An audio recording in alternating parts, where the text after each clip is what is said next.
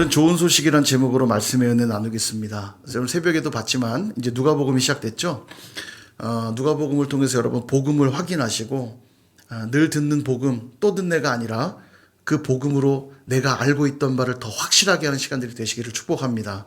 그래서 여러분 저는 그런 도전을 좀 하고 싶어요. 새벽에 나오시면 제일 좋고 여러 사정이 있어 못 나오시는 분들은 꼭 영상으로라도 우리 교회에 주시는 그 말씀, 그 본문에 해당되는 내용들을 꼭 보시면 좋겠어요. 보시면서 묵상하시고 그래야 우리 온 성도가 같은 말씀으로 같은 흐름으로 갈 수 있잖아요. 그래서 여러분 매일 놓치지 마시고 한 20분만 드리면 되잖아요. 20-30분만 드리면 되거든요. 드라마 1시간씩 봐도 안 지겨운데 설교는 20분만 들어도 지겨워요. 그죠? 아멘? 누가 속아 넘어갈 뻔했어요. 예, 노맨입니다. 30분 내가 주님을 위해 하루 30분 투자하는 거, 하루 1시간 드리는 거 결코 이렇게 허튼 시간들이 아닙니다. 그죠? 꼭 화장실에 앉아 있어도 5분을 앉아 있잖아요. 그죠? 예. 버스를 타고 가도 지하철을 타고 가도 시간은 분명히 있습니다. 그래서 여러분 꼭 빠지지 말고 복음 한 절 한 절 잘 새겨 들으시면 좋겠고요. 오늘 새벽에 이미 말씀드렸지만 사가랴와 엘리사벳의 이야기로 시작됩니다. 이 두 사람은 세례 요한의 부모들이죠. 제사장 가문의 고귀한 혈통이었고 흠이 없는 의인들이었다. 성경은 이렇게 기록합니다. 그런데 그렇게 괜찮은 사람들에게도 문제는 있고 어려움은 찾아온다고 했죠. 엘리사벳이 불임이었고요. 두 사람 모두 나이가 많아서 더 이상 자녀를 낳을 수 없는 그런 상황에 처했습니다. 자녀 없는 게 뭐가 문제인가 할 수도 있지만 제사장 집안인 그들에게 대를 이을 수 있는 제사장의 대를 이을 수 있는 자녀가 없다는 건 상당히 고통스러운 일일 수 있고요. 심하게는 수치스럽게도 여겨질 수 있는 일이었습니다. 아니 하나님을 섬기는 제사장에게 자녀가 없다니 라는 수치에 관한 문제가 될 수 있다는 거죠. 아주 심각한 문제가 그들에게 있던 겁니다. 그러나 그때에도 사가랴는 제사장의 직무를 감당하기 위해 성전에 들어갔고 바로 그때 천사를 만나게 됩니다. 근데 여러분 이 기적이 우연히 일어난 게 아니라는 걸 오늘 본문은 얘기해 주는데 13절에 보니까 천사가 그에게 이르되 사가랴여 무서워하지 말라 너의 간구함이 들린지라 이렇게 말하고 있죠. 분명 그들의 상황은 자녀를 낳을 수 없는 불가능한 상황이었지만 사가랴는 뭘 했다고요?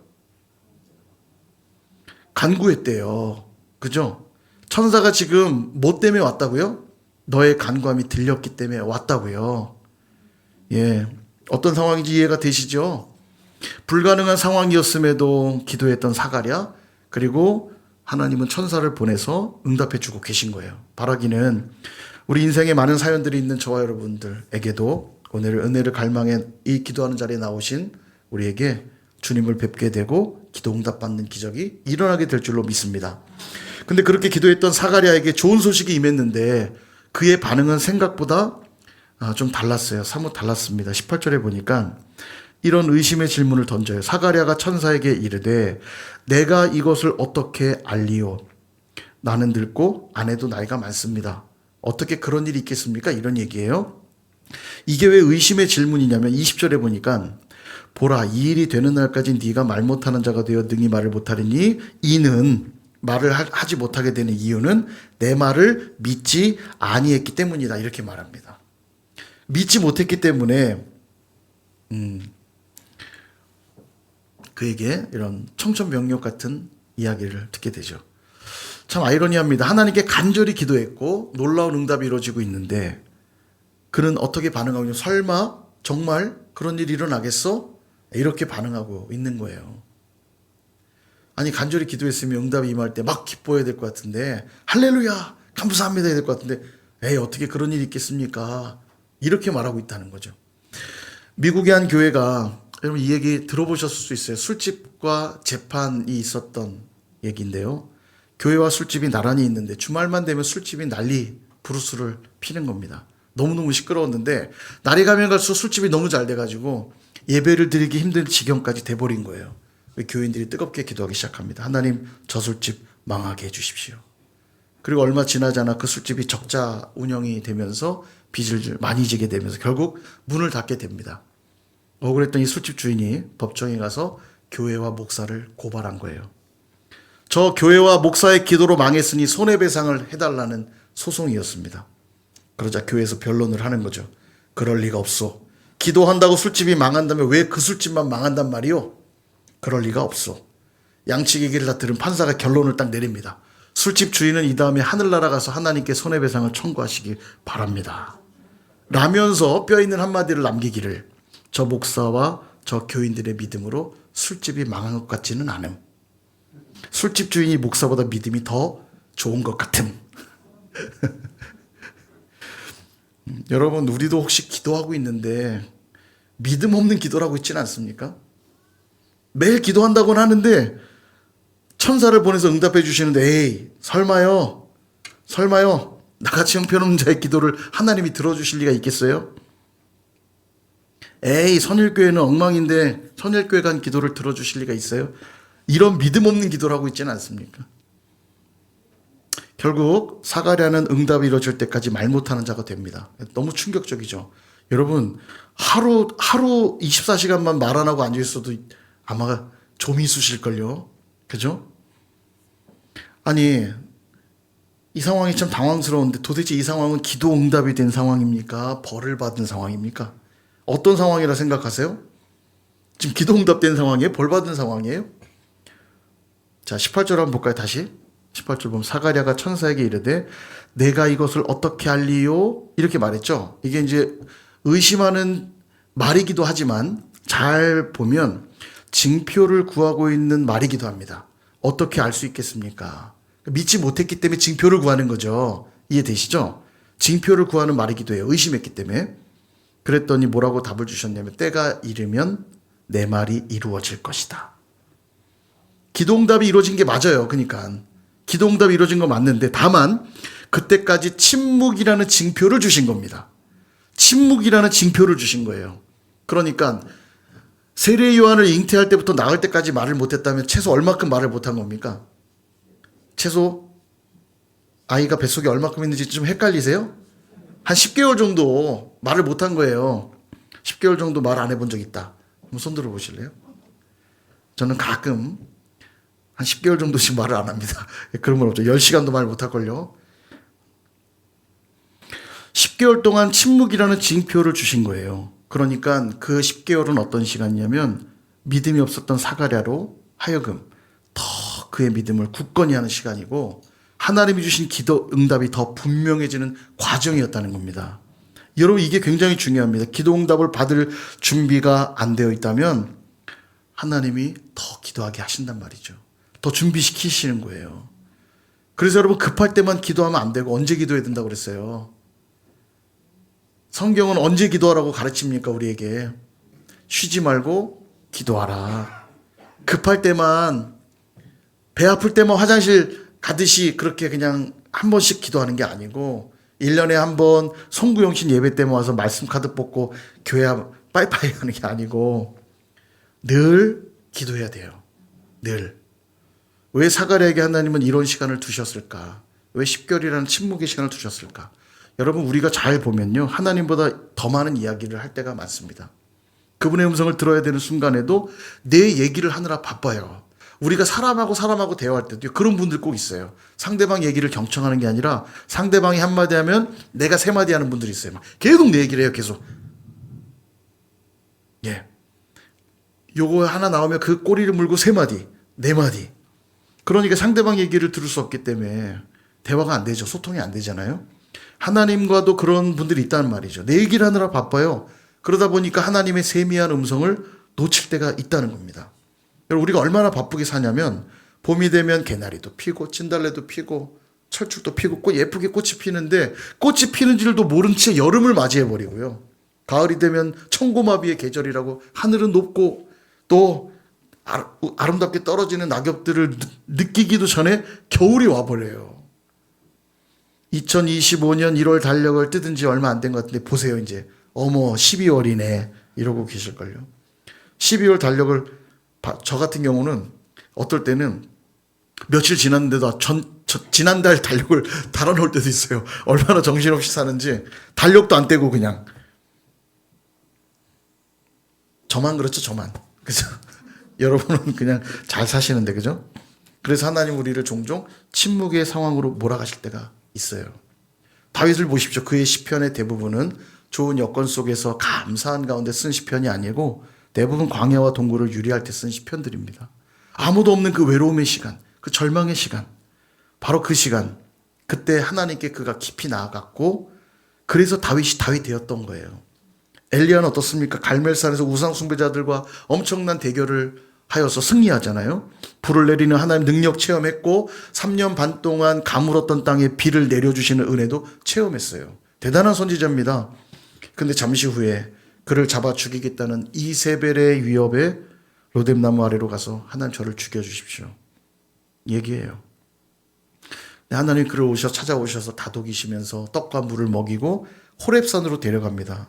말하자면 아무도 없는 광야로 데려가시는 거예요. 광야로. 지쳐서 낙심해 있는 엘리야를 광야로 데려가셔서 하나님의 능력을 상징하는 바람, 지진, 불을 보여주세요. 근데 아무리 찾아봐도 하나님이 그 엄청난 능력 가운데 계시질 않는 거죠. 잠시 후에 세미한 소리가 있었고 바로 그 세미한 소리 가운데 하나님의 깊은 임재를 체험하게 됩니다. 그리고 주님을 만난 엘리야가 다시 남은 사명을 향해 달려가는 모습을 보게 되죠. 말하자면 광야의 이 침묵의 시간을 통해 하나님 만나고 살아난 거예요. 오늘 사가랴와 엘리사벳을 통해 태어난 아들이 누구죠? 세례 요한이죠. 세례 요한도 마찬가지입니다. 그는 젊은 날 메뚜기와 석청을 먹으면서 광야 생활했어요. 광야의 은둔자 생활을 했습니다. 근데 그가 쓰임받게 된 부분을 성경은 이렇게 기록합니다. 누가복음 3장 2절 안나스와 가야바가 대제사장으로 있을 때에 하나님의 말씀이 빈 들에서 사가랴 아들 요한에게 임한지라. 아멘. 광야에서 하나님의 말씀이 임하자 메시아의 오실 길을 예비하는 본격적 사역이 시작되었다는 거예요. 세례 요한도 광야에서 말씀을 받는 시간이 있었던 거죠. 예수님은 어떤가요? 세례 요한에게 세례를 받으시면서 공식적인 사역을 시작하시거든요. 그 첫 사역이 뭐였냐면 성령에 이끌려 광야로 가는 일이었습니다. 40일간 금식하며 뭘 하셨을까요? 광야에서. 성경에는 내용이 안 나와요. 충분히 근데 예상은 가능합니다. 40일 금식 이후에 사탄의 시험이 찾아오죠. 그리고 말씀으로 사탄을 박살냅니다. 그 말은 40일간 깊은 하나님과의 교제와 그분의 말씀을 나누는 시간 보냈다는 걸 우리 충분히 예측할 수 있죠. 뿐만 아니라 주님은 항상 사역을 마치고는 한적한 곳, 침묵의 자리로 가셔서 기도하면서 시간을 보내셨던 걸 보게 됩니다. 여러분 강원도 태백에 가면 예수원이라고 하는 공동체가 있습니다. 아마 들어보셨을 텐데 성공회 신부였던 이 대천덕 신부님, 우리나라뿐 아니에요. 우리 이름 이제 대천덕이라는 이름을 갖고 활동했던 분인데 이분이 공동체를 세워온 거예요. 예수원이라고. 개신교인들에게도 많이 알려졌고 많은 분들이 여기 가서 그런 침묵 수련을 하고 오는 경우들이 많이 있습니다. 근데 이 예수원에서 지켜야 될 중요한 원칙이 뭐냐면 침묵이에요. 소침묵도 있고 대침묵도 있고 그런데 침묵의 목적이 뭐냐? 하나님과 깊은 교제와 대화의 시간을 가지라는 겁니다. 이게 이제 카톨릭 전통에서 비롯된 것인데 지금도 카톨릭에서는 피정이라는 게 있어요. 피정. 피세 정념 줄임말인데 말하자면 이런 겁니다. 세상에서 벗어나서 조용히 수양하라는 거예요. 잘 떨어지지 않는 감정과 생각, 정념, 생각과 감정들을 내려놓는 거죠. 수양하는 것. 침묵 수양이죠. 그래서 진정한 침묵은 기도라는 개념이에요. 진정한 침묵은 기도다. 오늘날 우리가 얼마나 시끄럽고 복잡한 세상 속에 살고 있습니까? 주변 환경이 시끄러운 것뿐만 아니라 수많은 일들이 내 삶에 벌어지면서 내 속에 엄청나게 시끄러운 소리들이 가득해요. 오늘도 막 미운 사람 생각하면 막 죽이고 싶은 소리들이 막 올라오고요. 짜증나는 소리들이 막 올라오고요. 화딱지나는 소리들이 올라오고요. 욕심들이 올라오고 정욕들이 올라오고 끊임없이 우리 안에 시끄러운 소리들이 가득합니다. 한시도 잠잠히 주님의 세미한 음성을 들을 시간이 없어요. 그분과 교제 시간이 없어요. 일하느라 바쁘고 공부하느라 바쁘고 노느라 바쁘고 여러분 그래서 저는 새벽 기도가 참 좋은 시간 같아요. 자고 일어나면 우리의 뇌가 깨끗하게 비워지고 청소된다고 하잖아요. 깨끗해진 우리의 머리에 이 새벽에 먼저 주 앞에 나와 말씀 읽고 찬양하면서 주님 앞에 나아가는 것 참 좋은 습관이 아닌가 싶어요. 한국교회가 그래서 사실 여기서 크게 부흥한 거 아니겠어요. 그죠? 그럼 여러분 힘들지만 할 수 있다면 이 새벽 시간을 확보할 수 있기를 바랍니다. 확보하지 않으면 잘 돌아보세요. 말씀을 읽고 기도할 수 있는 잠잠하게 주님 앞에 머무를 수 있는 시간을 얻기가 어려워요. 너무 바쁘거든요. 회사 가서 학교 가서 사업하면서 정신이 없습니다. 저녁에 될 것 같지만 저녁은 또 피곤해요. 잘 안 돼요. 새벽 시간이 참 좋은 것 같아요. 사가랴가 이 자녀가 없는 문제로 아까 기도했다고 그랬죠. 그리고 주의 사자가 나타나 놀랍게 응답해 주셨습니다. 맞습니다, 여러분. 우리가 기도하지 않으면 하나님께서 일하시지 않습니다. 근데 사실 더 정확히 말하면 우리가 기도하지 않아도 하나님은 일하시거든요. 다만 기도하지 않았기에 하나님이 일하신다는 걸 깨닫지 못하죠. 그래서 하나님은 우리로 하여금 기도하기를 기대하시고 기도하는 자들에게 놀라운 일들을 보여주시기를 기뻐하세요. 그런 점에서 오늘 사가랴에 주신 이 침묵의 징표는 더 깊은 기도로 하나님의 뜻을 깨닫고 준비되기를 기대하시는 하나님의 뜻이라는 겁니다. 세례 요한이 태어날 때까지 침묵해야 됐으니까 10개월간 얼마나 답답했을까요? 근데 분명한 건 뭐냐면 주의 사자가 와서 전해주신 그 말씀을 10개월 동안 묵상하고 또 묵상하며 그 이루실 일들에 대해 간절히 기다렸겠죠. 그리고 훗날 엘리사벳이 요한을 출산하고 이 아이의 이름을 뭐라고 지을까 고민하고 있는데 사가랴가 와서는 서판을 가져오게 합니다. 아직 말을 못하니까 서판을 가져다 달라고 해서 표시를 한 다음에 서판에다가 천사가 알려준 대로 요한이라고 이름을 씁니다. 그리고 비로소 입이 풀리면서 사가랴가 이번에는 뭐 했을까요? 찬양을 부릅니다. 하나님을 찬양해요. 주변 사람들이 다 놀라고 이 소식이 두루 퍼지게 됩니다. 어떤가요? 하나님의 응답에 믿음 없던 모습은 온데간데 없고 10개월이 지난 사가랴는 진심으로 하나님을 신뢰하며 찬양하는 모습으로 바뀌어 있죠.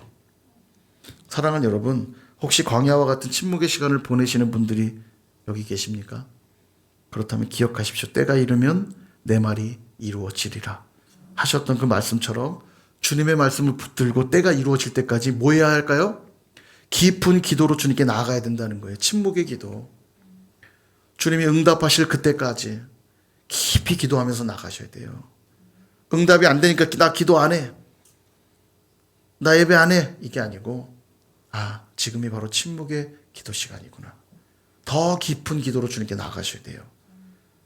그리고 내 안에 있는 옛자아의 소리들, 죄된 성품의 소리들, 탐욕에 사로잡힌 소리들, 각종 세상의 시끄러운 소리들을 다 침묵하게 하고 주님만 말씀하시도록 계속해서 나를 내어드려야 된다는 겁니다. 그게 바로 오늘 우리가 올려드려야 될 침묵의 기도인 것이죠. 그럴 때 우리도 엘리사벳처럼 고백하게 될 겁니다. 25절 같이 한번 읽어볼까요? 시작. 주께서 나를 돌보시는 날에 사람들 앞에서 내 부끄러움을 없게 하시려고 이렇게 행하심이라 하더라. 아멘. 제가 25절을 안 넣었나 보네요. 엘리사벳이 잉태하게 되고 5개월간 숨어 있다가 이제 하나님 찬양하는 내용인데요. 여기 보면 부끄러움이라는 단어가 있는데 이 헬라어 단어가 부끄러움이라고 돼 있으니까 좀 의미가 조금 퇴색되는 것 같아요. 이게 무슨 뜻이냐면 비난, 불명예, 모욕 이런 뜻이에요. 그러니까 내 모욕과 수치와 불명예를 없게 하시려고 이렇게 행하셨구나 이렇게 고백했다는 거예요. 여인으로서 또 제사장의 후손으로서 하나님 앞에 의롭게 살았고 흠없이 행했는데도 자녀가 없다는 사실 하나 때문에 그가 겪어야 됐을 비난, 불명예, 모욕 이건 너무나 컸을 거예요. 그러나 그 수치와 불명예를 하나님이 축복으로 바꿔주고 계시다는 겁니다. 그렇습니다. 여러분, 좋은 소식을 듣기 위하여 어쩌면 우리도 광야와 동굴의 침묵의 시간이 필요할지 모릅니다. 선일교회도 여러 가지 어려움들이 많죠. 만날 때마다 우리가 오가면서 얘기해요. 선일교회 이런 문제가 해결됐으면, 선일교회 이런 어려움들이 해결됐으면 우리가 이야기합니다. 그 말은 무슨 고백이냐면 지금 우리가 광야와 동굴의 침묵의 시간을 보내고 있다라는 고백입니다, 여러분. 그러니까 이 문제만 해결되면 우리 교회 부흥할 텐데, 이 문제만 해결되면 좋을 텐데, 물론 그 소망도 좋지만 그 고백과 함께 동반되어야 될 게 뭐냐면 침묵의 기도의 자리로 나아가야 되는 거죠. 언제까지요? 때가 이르러 그 말씀이 응답될 때까지. 그 과정은 비난과 모욕과 불명예의 시간일지도 모르겠어요. 견디기 힘든 과정일 수도 있습니다.